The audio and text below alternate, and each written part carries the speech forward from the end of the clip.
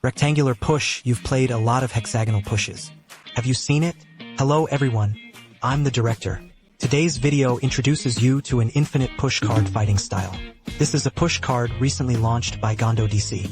Let's take a look at the packaging and accessories first, and we can open the box with a draw from the side. In addition to the main body, a pack of spare dead iron is also included. 2 pieces of Teflon protective film, and 2 packs of alcohol cotton. This is used for film cleaning, and there is also a screwdriver, a tube of screw glue, basically all the problems you will have already taken into account. Then the one in my hand is aluminum alloy black and aluminum alloy blue plated, can be stacked on top of each other to play. So why is it a hexagonal warrior? And not just because it's hexagonal, but also because it has many advantages in terms of gameplay. What about square wireless push cards? One problem is that it is particularly easy to drop. The main reason is that the magnetic force of the long side and the short side is different. So when some combos are connected to the short side, they are easy to drop. And the angle is the same as all the sides, long.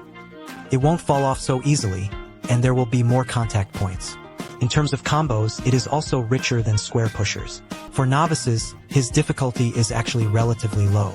There is no problem with playing it every day.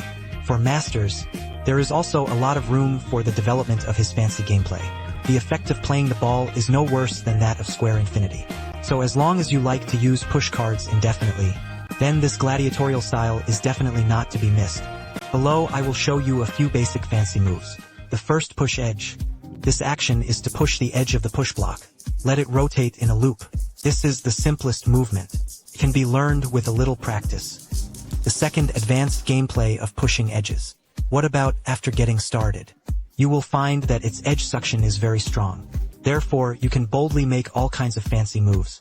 Then my gestures are relatively stupid. You can directly watch the operation of the god below.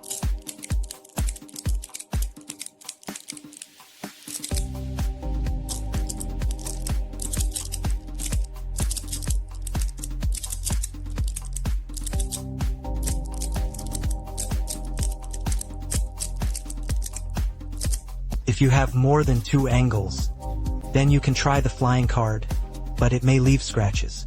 It is recommended that you put on a special dragon. The fourth is the rotation opening and closing, which is centered on 1 foot. A rotating opening and closing can be realized, which is a posture for daily play. Of course, it is recommended that when recycling, do not close them all. Leave a corner so it will be easier to push it away.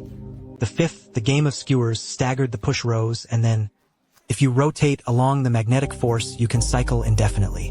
This is also a posture for daily play, a very simple and decompressive action.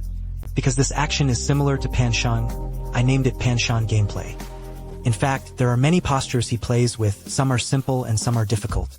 When you first start, you can start with simple practice, then gradually practice more difficult. I added the combo teaching of the Chinese god to P2. You can go and practice along. In fact, the version I received is not final. The middle patch in this version is stainless steel polished. Because it is cut, there will always be a small breakpoint. After the player feedback, Gundel just opened the mold to make a stainless steel patch. The new version of the patch will no longer have breakpoints, and he specially made it a little shallow to prevent chicken ash. It is also matte, which is more textured. Therefore, in terms of polishing product details, Gondo is really very serious. This is why almost all of his products are well received.